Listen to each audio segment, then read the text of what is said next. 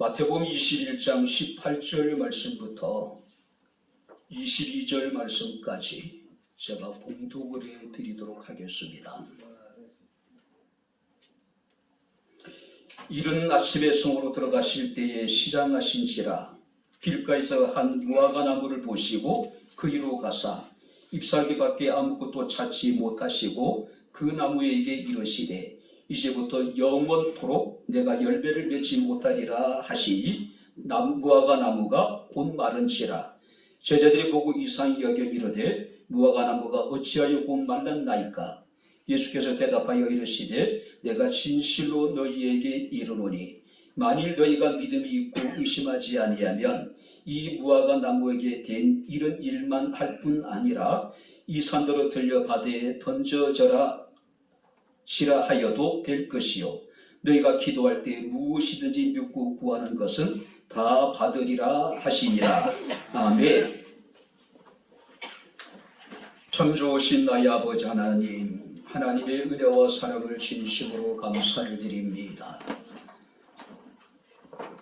오늘도 저희들에게 거룩한 주의 날을 허락하시고 살아계신 하나님을 영과 진리로 예배케 하시고 또 이 시간 주의 말씀을 청종할 수 있는 은혜를 주심을 감사합니다.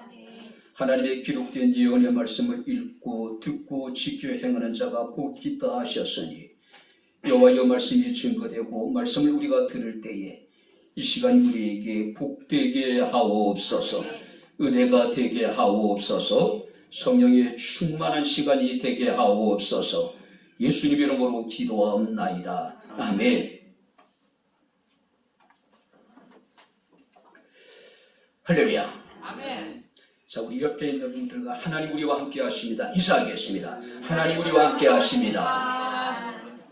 할렐루야. 아멘.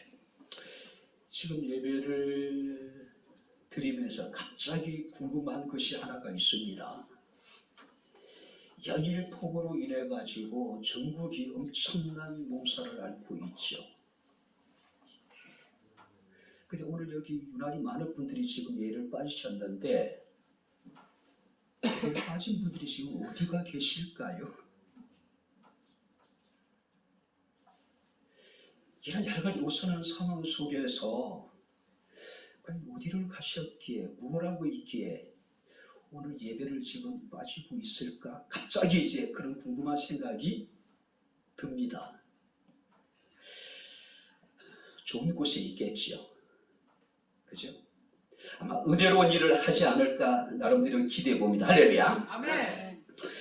자, 여러분들이 교회 주변에 보게 되면 참 많은 나무들이 있죠. 적지 않은 화초들이 있습니다. 특별히 사방에 둘러보게 되면 많은 과실수들이 있습니다.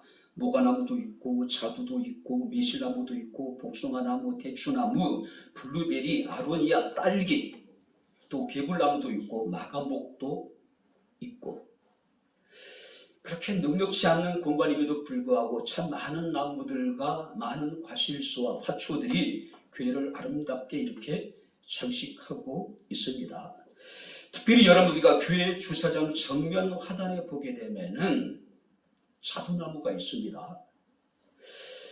제가 나무를 사다가 심은 지가 한 4년 정도 된 것 같은데 그럼에도 불구하고 아직까지 제대로 된 자두 열매를 따본 적이 없는 것 같아요.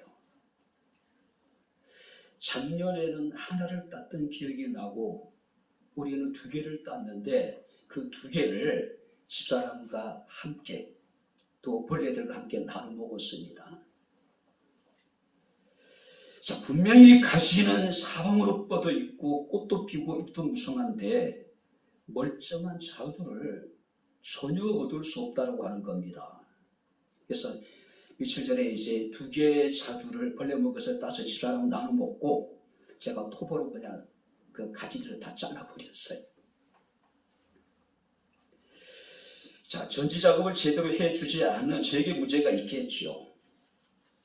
약을 한 번도 안 치고 열매를 기대한다는 것이 분명히 욕심이긴 하겠지만은 자, 그럼에도 불구하고 맛있는 자두를 기대했는데 얻지 못하니까 조금은 약이 오르는 것은 사실이에요.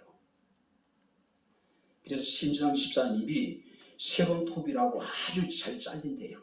그 톱을 가지고 올라가가지고 그 몸통만 내기로 사방을 다 잘라버렸습니다. 그 나무가 제 마음을 알까요? 내년에는 이제 자두 열매를 좀 많이 맺었으면 좋겠는데 한번 기대해 봅니다. 자, 오늘 우리가 본 말씀을 보게 되면 예수께서 베단이라고 하는 마을에서 죽으시고 이런 새벽에 예루살렘으로 올라가시는 도중에 예수께서 시장길을 느끼셨습니다. 자, 이에 예수께서는 길가에 한 무화과 나무를 보시고 그리로 가까이 가셨습니다. 그런데 그 잎사귀 외에는 아무것도 없음을 보시고 예수께서는 무화과 나무를 저주하셨습니다. 자, 그런데 마가복음 11장 13절 말씀을 보니까 같은 사건을 다루고 있는데 마가는 그때가 무화과 때가 아니었다라고 분명히 밝히고 있습니다. 그럼에도 불구하고 예수께서는 무화과 나무를 저주해서 말라서 죽여버리셨어요. 자, 길가에는 수많은 무화과 나무가 있었을 겁니다. 길가의 나무들은요, 그 무화과 나무는 가난한 자의 양식이라고 사람들에게 인식이 되어져 있었어요. 주인이 없습니다. 누구든지 가난한 자들은 그 길가에 있는 나무의 열매를 따먹을 수 있었단 말이에요. 자, 많은 나무가 있음에도 불구하고 왜 주인께서는 그 나무에게 다가가셨을까? 우리가 추측해 보건대 다른 나무들과는 달리 유별나게 잎이 무성했기 때문이 아니었을까요? 일반적으로 무화과 나무는 잎이 나고 꽃이 피는 동시에 함께 열매도 맺힌다 그래요. 그죠? 자, 그렇다면 지금 무화과 때가 아님에도 불구하고 완전히 익은 열매는 찾을 수가 없었겠지만 그래도 간단하게 요기할 수 있는 푼 열매는 얼마든지 구할 수 있는 상황이었다는 이야기예요. 자, 그래도 불구하고 이 나무에게는 그런 푼 열매조차도 없었다는 이야기였죠. 자, 그래서 주님께서는 이 무화과 나무에 대해서 이제부터 영원토록 내가 열매를 맺지 못하게 될 것이라고 말씀합니다. 그리고 설교 말씀을 보니까 무화과 나무가 곧 말랐다고 이야기를 해요. 근데 마가복음 11장 말씀을 보게 되면은 그 마른 것을 확인한 것은 다음날 예수의 제자들이 그곳을 지나다가 어제 예수께서 저자신 무화과 나무가 마른 것을 보았다고 기록하고 있습니다. 확실한 것은 이 무화과 나무가 굉장히 빠르게 말라서 죽어버렸다는 사실이에요. 그렇죠? 자, 이런 예수님의 처사에 대해서 혹자는 너무 가혹한 것이 아니냐. 아니, 당신이 찾는 무화과 나무 열매가 없다고 어떻게 그래서 무화과 나무를 저주해서 죽일 수가 있겠느냐라고 이야기할 수 있을 거예요. 지금까지 여러분들이 예수님의 행해 오셨던 일들과는 예수님의 성품과는 너무나도 다른 모습이죠. 예수께서는 모든 사람들에 대해서 고치시고 살리시고 온전케 하신 분이잖아요. 근데 지금 멀쩡한 무화과 나무를 당신이 찾는 열매가 없다고 저주하여 말라 죽게 만드셨다? 조금은 의아한 것이 사실입니다. 자, 그런데 예수께서 무화과 나무를 저주하신 데는 그럴 만한 충분한 이유가 있다라고 하는 사실이에요. 왜냐하면 이 무화과 나무는 여름이 된다 하더라도 해가 바뀐다 하더라도 열매를 맺지 못하는 나무였다는 이야기예요. 그래서 우리가 누가복음 13장 6절 9절 말씀을 보게 되면은 열매 맺지 못하는 무화과 나무의 비유를 예수께서 말씀을 하십니다. 한 사람이 포도원에 무화과 나무를 심고 3년을 기다렸음에도 불구하고 주인이 기대하는 열매를 맺지 못하는 겁니다. 그때 주인이 포도원 지기에 이르기를 찍어버리라. 어찌 땅만 버리겠느냐고 말씀을 하고 계십니다. 자, 열매를 맺지 못하는 나무는 땅만 차지하게 되고 또 무화과 나무는 굉장히 크기 때문에 그늘을 만들고 그 밑에 있는 다른 식물들을 살 수 없게 만든단 말이에요. 그래서 예수께서는 그 무화과 나무를 저주하시고 무화과 나무가 곧장 말라서 죽었다고 성경에 기록하고 있습니다. 이 무화과 나무가 바로 그런 나무였다는 거죠.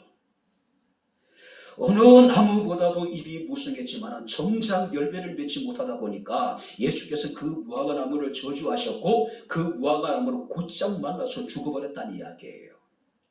자, 그런데 이 사건은 이전에 있었던 사건과 아주 밀접한 관계가 있습니다. 이전에 어떤 사건이 벌어지냐면은 예수께서 성전에 들어가셔서 성전 안에서 행해지는 매매하는 모습을 보시고 어떻게 합니까? 성전의 장사치들을 다 내어 쫓아버리잖아요. 상을 둘러 엎어버리고 의자를 집어 던지고 채찍질을 하시잖아요.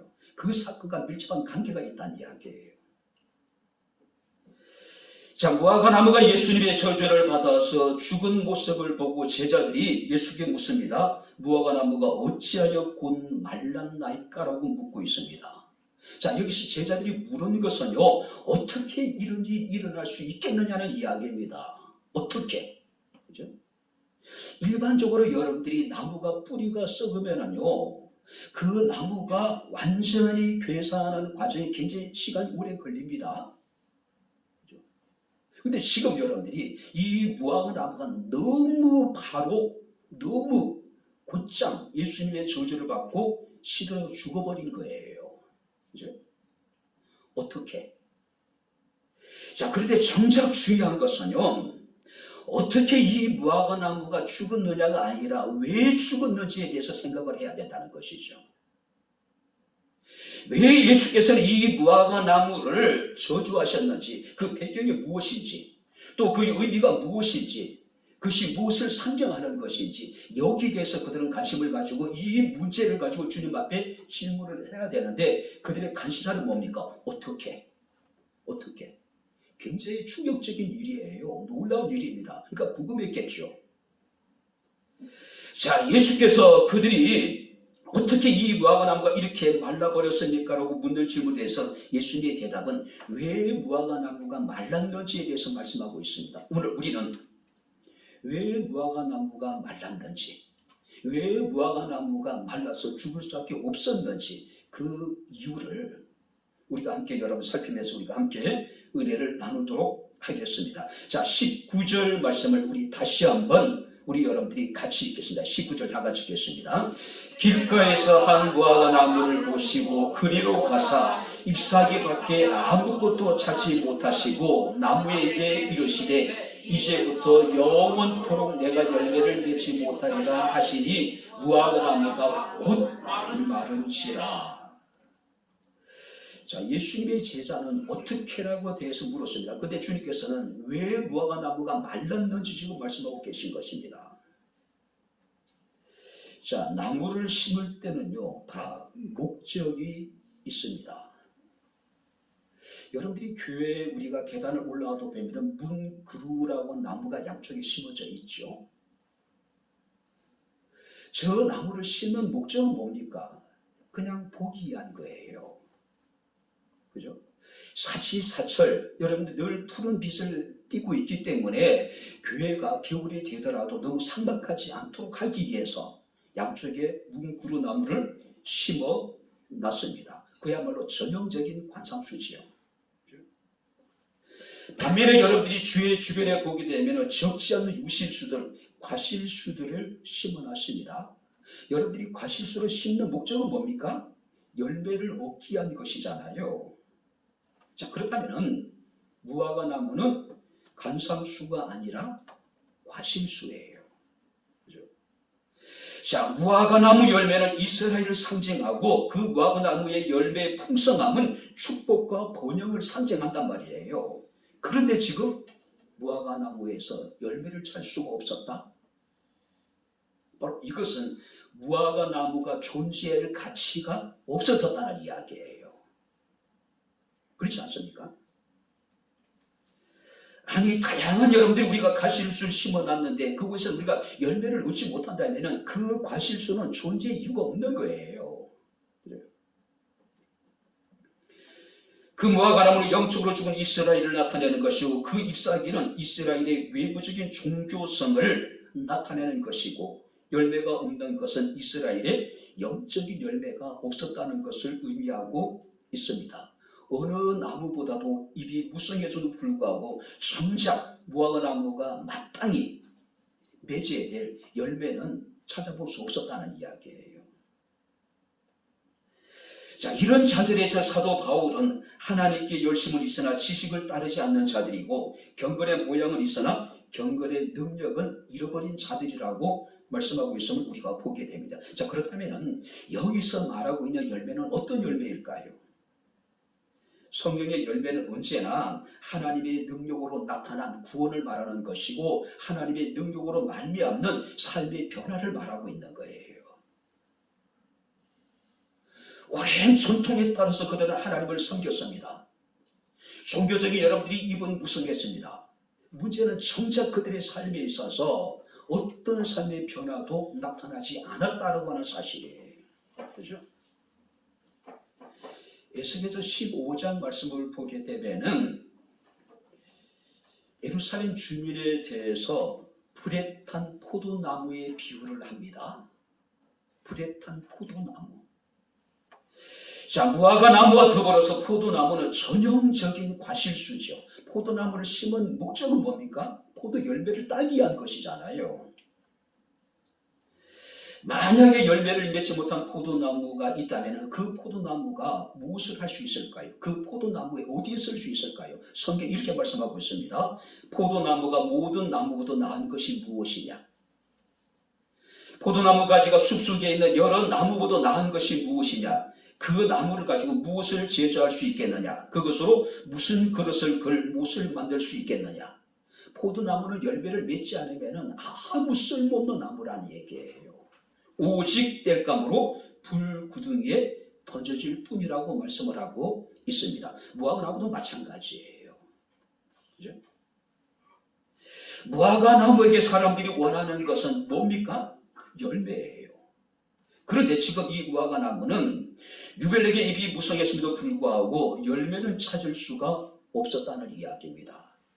지금 무화과 때가 아니라 하더라도 지금 여러분들이 우리가 양력으로 계산해보면 4월 초 정도 됐을 거예요. 무화과 나무는 6월달부터 본격적으로 8월달, 10월달까지 계속해서 열매를 딸 수 있습니다. 하지만 해가 바뀌어도 무화과 때가 이른다 하더라도 이 무화과 나무는 열매를 맺을 수 없는 나무였다는 거예요. 어쩌면 이 무화과 나무에서 우리는 우리의 실상을 볼 수 있지 않을까요? 말하는 것을 보면 뭔가 대단한 뭔가 있는 것 같은데 그럴듯해 보이긴 한데 실상은 아무것도 없는 겁니다. 텅 비어 있는 거예요. 예수님 무화과 나무를 저주하심으로 이스라엘 민족에게 이 말 여러분들이 심판을 지금 말씀하고 계신 겁니다. 결국 이 무화과 나무는 이스라엘은 어떻게 됩니까? 주님이 찾으는 그 열매를 찾을 수 없었기 때문에 주 70년 티투스에 의해 가지고 철저하게 예루살렘이 파괴되어지게 됩니다. 파괴되어지게 돼요. 이스라엘 백성들은 그 이후로 2000년 동안 1948년 나라를 건국할 때까지 전 세계를 유리 방황해 되는 모습을 우리가 보게 됩니다. 사랑하는 성도 여러분, 오늘 주님께서 우리에게 맞는 열매를 찾고 계십니다. 할렐루야. 아멘. 예수께서 우리에게 요구하시는 열매는 터무니없는 게 아닙니다. 예수께서는 무화과 때가 이르지 않았음을 모르셨을까요? 분명히 알고 계셨단 말이에요. 자, 그럼에도 불구하고 그 시기에 맞는, 그때 맞는 그 열매를 주님께서는 찾으시고 계신 거예요. 우리에게도 마찬가지입니다. 우리의 처해 있는 모든 상황이 다르고 우리 환경이 다르고 우리가 맺을 수 있는 열매가 각기 다름을 주님께서 알고 계시단 말이에요. 주님께서 지금 우리에게 찾으시는 열매는 지금 우리의 처해 있는 상황에서 맺을 수 있는 그런 열매를 지금 찾고 계신다는 이야기예요. 2023년도가 벌써 이제 전반기가 지나고 후반기가 여러분들이 시작이 되어졌습니다. 아직 늦지 않았습니다. 우리의 처해 있는 상황에서 우리가 할 수 있는 열매, 우리가 맺을 수 있는 열매를 주님께서 지금도 우리에게 찾고 계심을 믿으시기를 주 이름으로 축원합니다. 할렐루야. 바로 예수께서 성전에 가셨을 때에 보신 것이 바로 그것이었어요. 화려하고 웅장한 헤롯 성전이 있었습니다. 그곳에서 거룩한 예배의 의식이 제대로 이루어지는 것 같았습니다. 그러나 실상은 그들에게서는 어떤 열매도 찾을 수 없었기에 예수께서 무화과 나무를 통해서 그들을 경고하고 계신 겁니다. 그들에 대한 심판을 여러분들이 경고하고 계신 거예요. 두 번째, 여러분들이 왜 무화과 나무가 말랐을까요? 이런 제자들의 질문에 대해서 주님께서 말씀하십니다. 믿음을 말씀하고 계세요.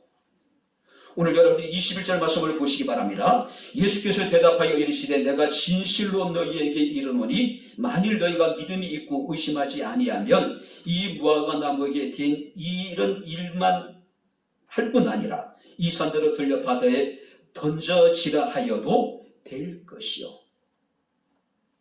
어떻게 이런 일이 일어났습니까? 물었는데 주님께서는 왜 이런 일이 일어났는지 말씀하고 계십니다. 그들에게 믿음이 없었기 때문이다. 믿음이 없었기 때문이다. 자, 마태복음 21장 12절 17절 말씀을 보게 되면 예수께서 성전에 들어가셨을 때에 성전에서 매매하는 자들을 보셨습니다. 당시 여러분들이 예루살렘의 종교 지도자들은 성전세를 받았습니다. 그리고 예배자들의 편의를 이해한다는 명목으로 성전 안에서 장사를 허용을 합니다. 엄청난 자리세를 받고요. 성전 안에서는 희생의 제물이 판매되었고 기름이 판매되었고 나무 등이 판매되고 거기다가 성전에서는 그들의 성전세를 내게 되는데 그들은 성전화폐를 사용해야 돼요. 그러다 보면 환전을 해야 됩니다. 엄청난 공리를 취하는 겁니다.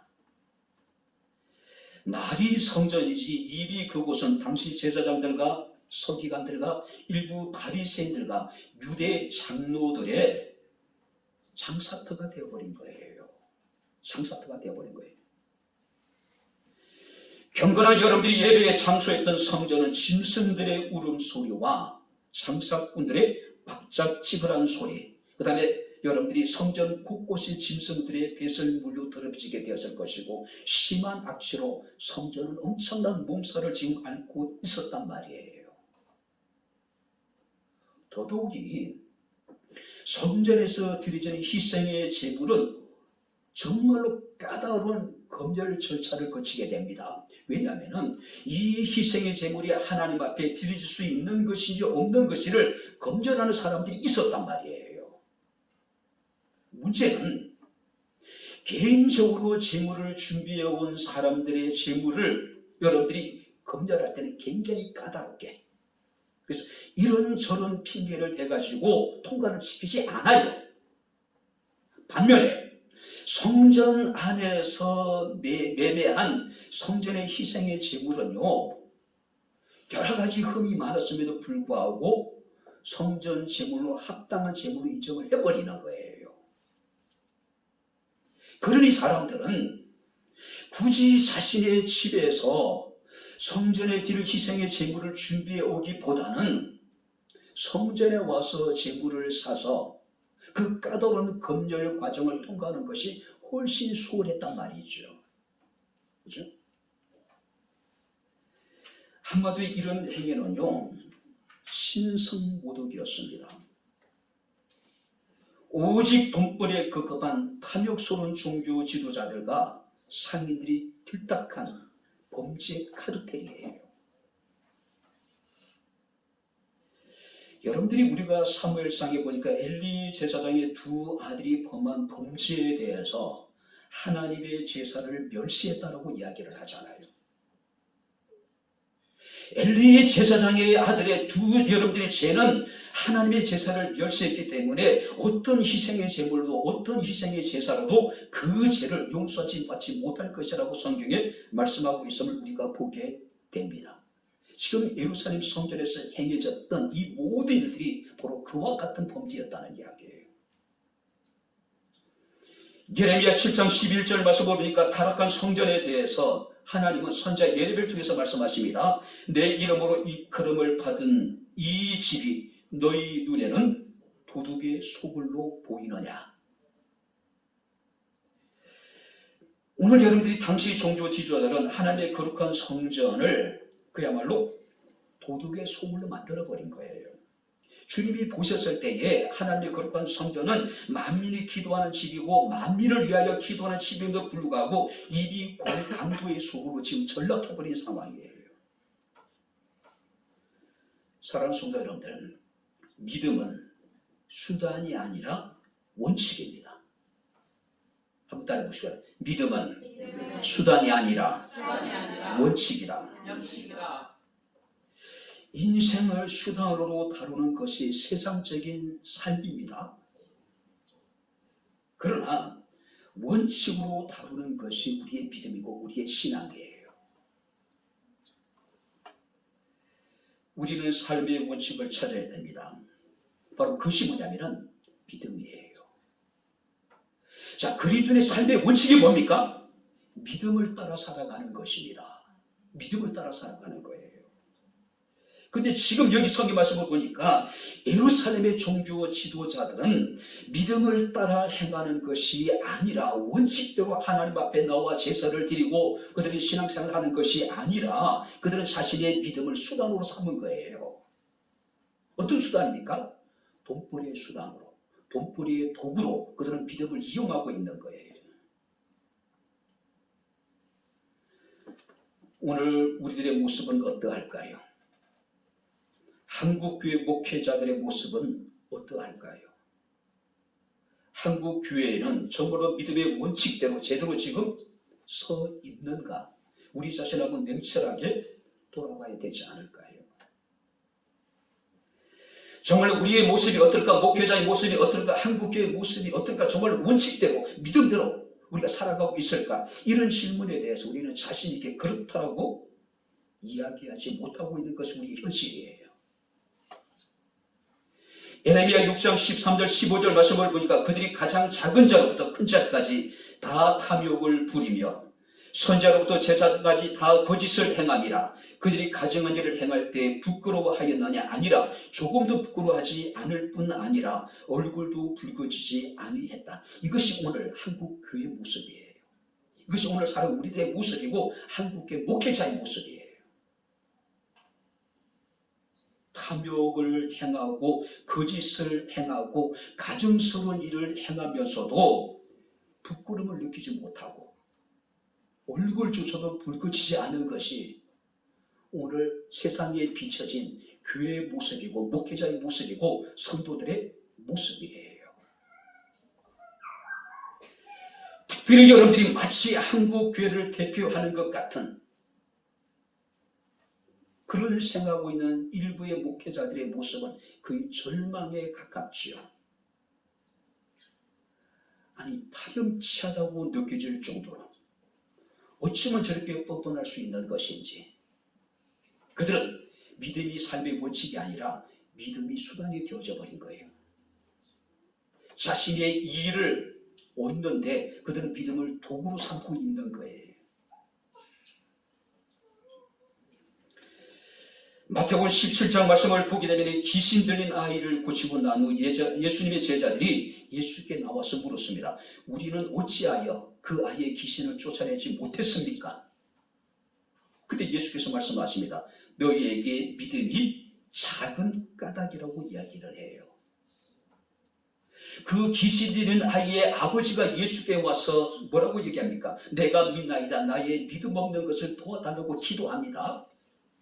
그러자 예수님의 제자들 역시도 우리에게 믿음을 더하여 달라고 기도합니다. 왜 무화과 나무가 저주를 받았습니까? 분명히 무화과 나무가 갑자기 말라서 죽는 것도 놀라운 일입니다. 어떻게 이런 일이 일어났는지 궁금한 것도 사실이에요. 그러나 우리가 그리스도인들은 왜 이런 일이 일어났는지, 의미가 무엇인지, 무엇을 상징하는 것인지, 그 배경이 무엇인지 우리가 관심을 가져야 되겠죠. 그들에게 있어서 믿음이 없었기 때문에 그래요. 믿음의 문제였습니다. 믿음은 우리의 삶과 우리의 신앙생활의 원칙이 되어야 됩니다. 바라건대 믿음대로 생각하고 믿음대로 말하고 믿음대로 행동하고 믿음을 따라 예배하고 믿음을 따라 기도하고 믿음을 따라 찬송하고 믿음을 따라 봉사하고 믿음을 따라 수종할 수 있는 삶, 바로 저와 여러분들의 삶이 될 수 있기를 주님 이름으로 축원합니다. 아멘. 마지막으로 세 번째, 우리가 22절 말씀을 보겠습니다. 너희가 기도할 때 무엇이든지 믿고 구하는 것을 다 받으리라 하시니라. 어떻게 이런 일이 일어나냐 물었습니다. 그때 예수께서는 열매가 없었기 때문이다. 너에게 믿음이 없었기 때문이다. 그리고 세 번째 뭐예요? 너희가 기도하지 않았기 때문이다. 기도하지 않았기 때문이다. 자, 여기서 너희는 누구를 말할까요? 이스라엘을 말하는 겁니다. 타락한 이스라엘의 종교 지도자들을 말하는 겁니다. 성전을 말하는 거예요. 예수님 무화과나무를 저주한 사건을 통해서 종말이 다가왔음을 경고할 뿐만 아니라 믿고 구하는 기도의 능력에 대해서도 지금 말씀하고 계신 겁니다. 여기 보시 바랍니다. 믿음은 하나님과 연결된 줄이라고 이야기를 합니다. 하나님과 교제할 수 있는 통로가 믿음이에요. 자, 그 통로를 통해서 우리가 하나님을 만나게 되는데 그것이 뭐냐면은 기도라고 하는 거예요. 자, 우리가 여러분들이 성경 말씀을 보게 되면 2절에 주님께서 성전에서 매매하는 자들의 모습을 보시고 12절입니다. 모든 사람들을 내어 쫓으시고 돈 바꾸는 사람들의 상가, 비둘기 파는 사람들의 의자를 둘러 엎으십니다. 그리고 말씀하시기를 내 집은 기도하는 집이라. 일컬음을 받으리라 하였거늘 너희는 강도의 수굴로 만드는 도다라고 그들을 책망을 합니다. 자, 이 말씀은 이사야 56장 7절의 말씀을 인용하신 말씀입니다. 자, 원문에는 내 집은 만민이 기도하는 집이라. 자, 여기서 만민이 기도하는 집이라고 하는 말씀 두 가지 의미가 있습니다. 첫 번째는 뭐냐면은 만민이 나와서 기도하는 집이다. 만민이 나와서 하나님께 기도하는 집이라는 거예요. 그런데 당시에 예루살렘의 성전에서는 만민이 나와서 하나님께 기도할 수가 없었습니다. 왜냐하면 종교 지도자들이 자신들의 기준에 의해 사람들을 배척하는 겁니다. 장애가 있고 당신은 무엇 때문에 안 되고 무엇 때문에 안 되고, 그죠? 또 다른 의미가 있습니다. 내 집은 만민을 위해서 기도하는 집이라.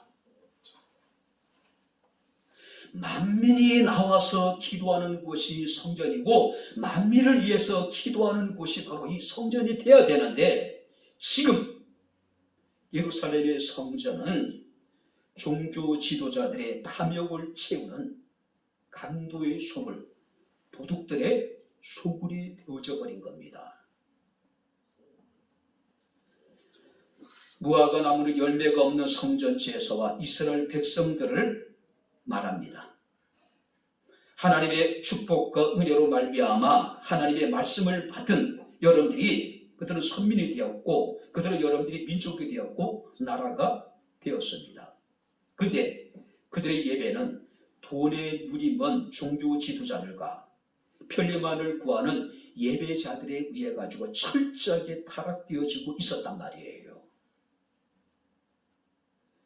찬양과 기도 소리가 가득해야 될 성전에 짐승들의 울음소리가 여기저기서 들릴 뿐입니다.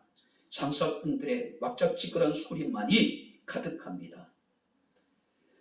거룩한 향이 돼서 하나님께 드려야 될 기도가 울려야 될 성전에 짐승들의 배설물과 악취로 가득했습니다. 그래서 주님께서는 무화과 나무를 저주한 사건을 통해서 하나님의 심판을 지금 이스라엘 가운데 지금 말씀하고 계신 겁니다. 무화과 나무가 마른 사건을 통해서 이스라엘이 장차 하나님의 심판을 받아서 멸망할 것에 대해서 지금 경고하고 계신 겁니다. 왜 그들이 망했을까요? 그들은 기도하지 않았습니다. 만민이 나와서 기도하는 거룩한 성전을, 만민을 위해서 기도하는 거룩한 성전을 그들은 도둑들의 소굴로, 강도들의 소굴로 만들어버렸기 때문에 더 이상 그 성전에서는 하나님께 기도가 드려지지 않았던 거예요. 기도가 거룩한 향이 되어져서 하나님께 드려야 되는데 지저분한 배설물로 악취가 나는 여러분들이 그런 것이 되어져 버린 거예요. 믿음과 기도는 정비례합니다. 믿고 기도하게 되면은 믿음이 기도하게 되고 또 기도하면 우리 믿음이 좋아지게 되겠죠. 우리 백경목교회가 기도가 회복되고 할렐루야. 정말로 우리의 가정의 기도가 회복됐으면 좋겠습니다. 우리 개개인의 삶에 있어서 무엇보다도 기도가 회복되어야 되지 않을까요? 제 말씀을 마치도록 하겠습니다. 무화과 나무는 이스라엘을 상징합니다. 그런데 그 무화과 나무가 말라서 죽었다라고 하는 것은 이스라엘에 닥치게 될 하나님의 심판을 상징합니다. 주 70년 로마의 티토스 장군에 의해 가지고 예루살렘은 철저하게 파괴됩니다. 로마 티토스에 의해 가지고 살해된 유대인의 수가 100만을 넘었다고 이야기를 해요. 100만. 고향 시민들이 다 죽었다고 생각해 보세요. 그 정도예요. 9만 7천 명이 포로로 사로잡혀 갑니다. 포위된 예루살렘에서는 먹을 것이 없어서 자기의 자식들을 잡아먹는 비참한 상황이 벌어지게 됩니다. 티토스 장군은 예루살렘의 통곡의 벽을 제외한 모든 예루살렘의 성전을 아주 철저하게 파괴해버려요. 도리에 돌 하나 남지 않을 정도로. 그리고 이스라엘 사람들은 그 위에 2000년 동안 나라 없는 민족으로 만국의 하늘 가지고 전 세계에 유리방황하는 삶을 살게 되는 모습을 우리가 보게 됩니다. 하나님의 심판이 얼마나 그들에게 엄중하게 실행되어졌는가를 우리에게 보여주고 있는 겁니다. 바로 무화과 나무를 저주한 사건은 그것에 대한 여러분들이 경고예요. 근데 그들이 듣지 않은 것이죠. 결국 하나님이 그들을 심판할 수밖에 없었던 거죠. 요한복음 15장 16절에 주님께서 말씀하십니다. 너희가 나를 택한 것이 아니요 내가 너희를 택하여 세웠나니 이는 너희로 가서 열매를 맺게 하고.